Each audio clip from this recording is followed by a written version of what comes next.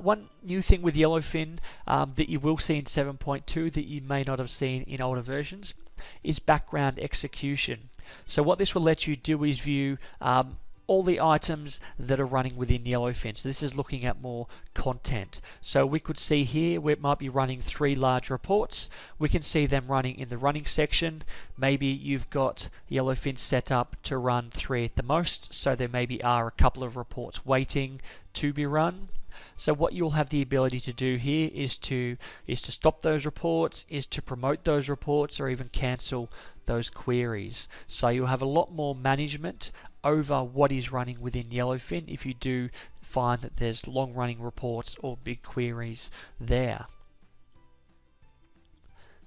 Another new item you will see in Yellowfin 7.2 is the plugin management. So if you are looking at setting up Yellowfin, at creating connections to new sources, so new kinds of data sources, maybe your YouTube, your LinkedIn like you see here, or even a new connection to a relational database or a big data source. This is where you can add in your plugins or your connections. Previously, this was more of a manual process outside of the Yellowfin interface. Now we've brought this in-house, so it's a whole lot easier to manage. So if I quickly jump across to show you that, what we could do is we could add a new plugin. So we could go and say, here's my new plugin. I could go and find my plugin from a particular place. Or what I could do is I could go and download this plugin from the Yellowfin marketplace and upload it there. And what this will do is it will upload all those particular files that you need, so those jar files, and that will set them all up and set up the connection for you. So you could then go and connect to something like your Twitter feed, your Google Analytics, your Hadoop cluster. So you'll have that ability to add in multiple plugins or connectors there and do that very quickly and easily. Okay, so you'll have that ability there for plugin management. Another item you'll see there is your system management. Very simply, this is just a rundown of all the configuration or settings for your environment.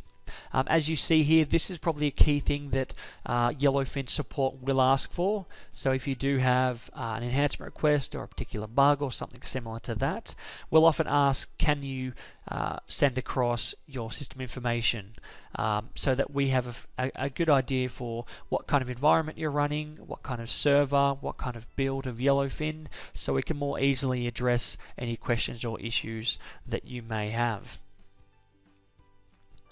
Content translation, that will actually show up as well if you have Yellowfin set up with that multi-language environment. So before, when I was in the configuration section, so if I looked at my configuration and I was looking at my regional settings, if I turn on my multi-language deployment, what I can do then is I will now see a content translation.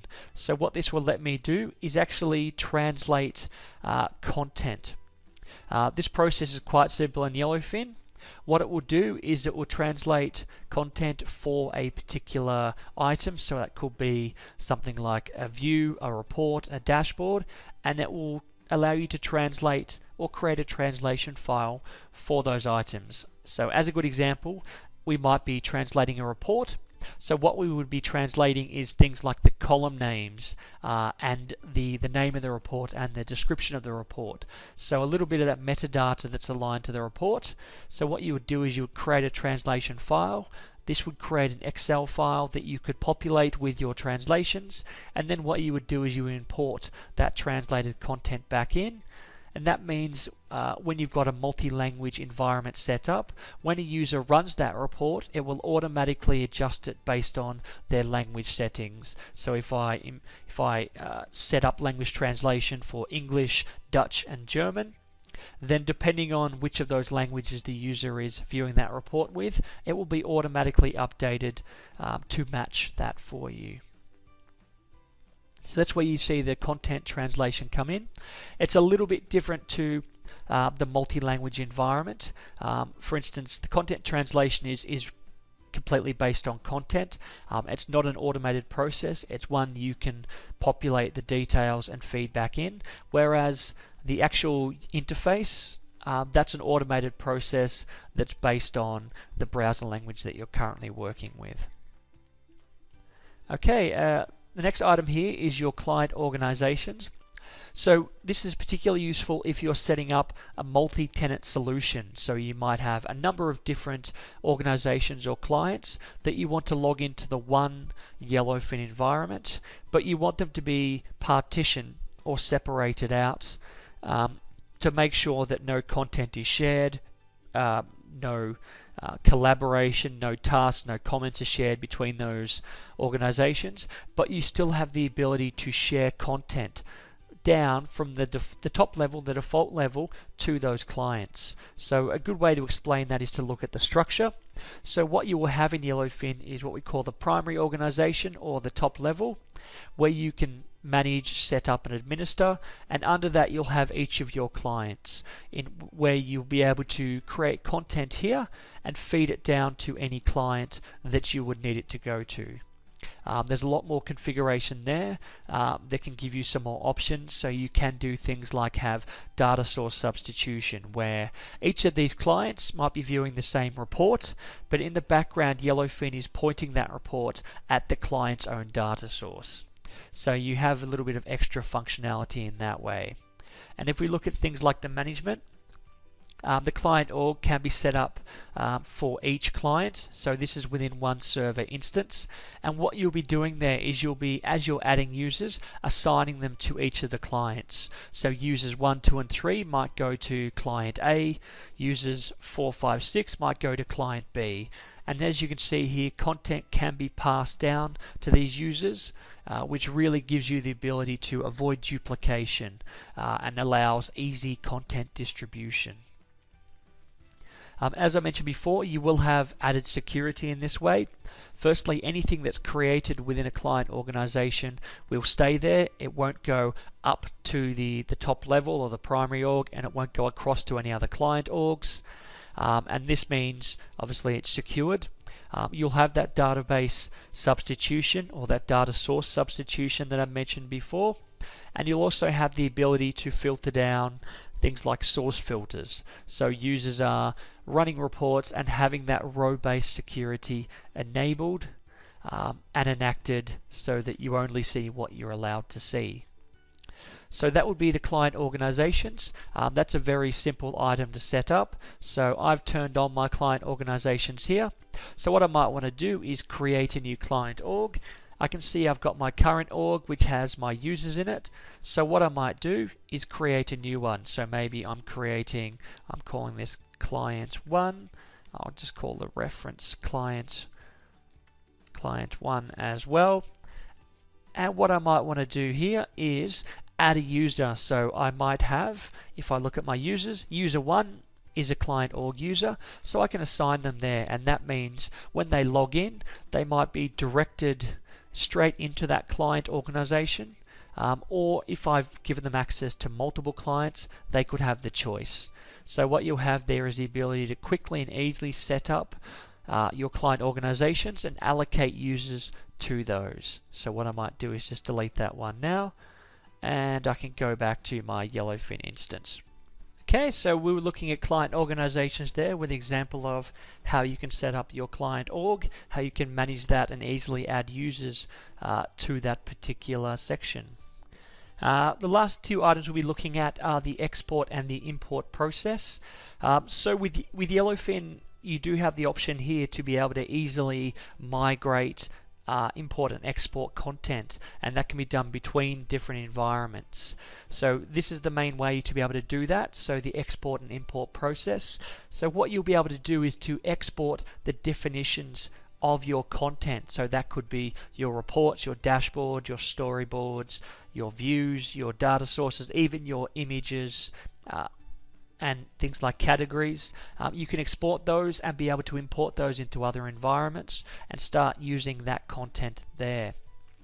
So as you see here, there'll be things like the security settings for categories that won't be exported because they are really dependent on the users that you have set up in the environment.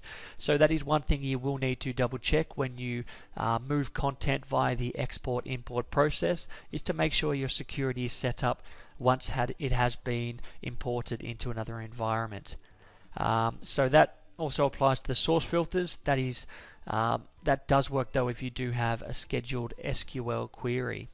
So a good example of what you might see with your export is if we look at the dependency structure. So when you do go and export a piece of content, Yellowfin will actually try and help you with the dependencies. For instance, if I go and export a particular dashboard, Yellowfin will tell me which reports are in that dashboard, which subcategories, which views they're built on, which images they might be using, and allows you to add in all that content. And that will mean that when you import your dashboard, you won't be missing elements that you might need or that might be critical to that particular situation. So that will then allow you to export that out, and as you see here, that will all be exported into an XML format, so a quite light format that will hold all the definitions for you. So it's just worth noting that it won't export the data, it will export the definitions of those items. And again, on the flip side, you'll then be able to import this content. So this could be in the same environment, it could be in a different Yellowfin environment. You will want to make sure that you're exporting and importing from a similar version of Yellowfin, just to make sure everything syncs up nicely and the same functionality applies. What you will also notice is that Yellowfin will work through that dependency structure when you're importing. So you can see that each element will be displayed as you work through the import process. And then it will also let you review that at the end so that you can check which items you may or may not want to include in the import there. So even just a nice simple example of that, if I jump across to my environment and look at my administration section, I could go straight to my export here. And what I might do is say I want to export a dashboard tab, maybe my analysis dashboard, so I can say add, and what Yellowfin will do with this next step is show me all the dependencies. So I need this particular heat map, these images, these data sources, these views, and these reports, and I can then add them into my export file, and the reverse will happen again for the import. So it'll work me through this process, so it'll import my maps, my images, and it will build it up from the bottom to the top during the import process. So I can just cancel that one now, as I don't need to show you a full example of that. So that's if you're looking at the export and import process. Very useful for migrating content, but also making backups of content as well.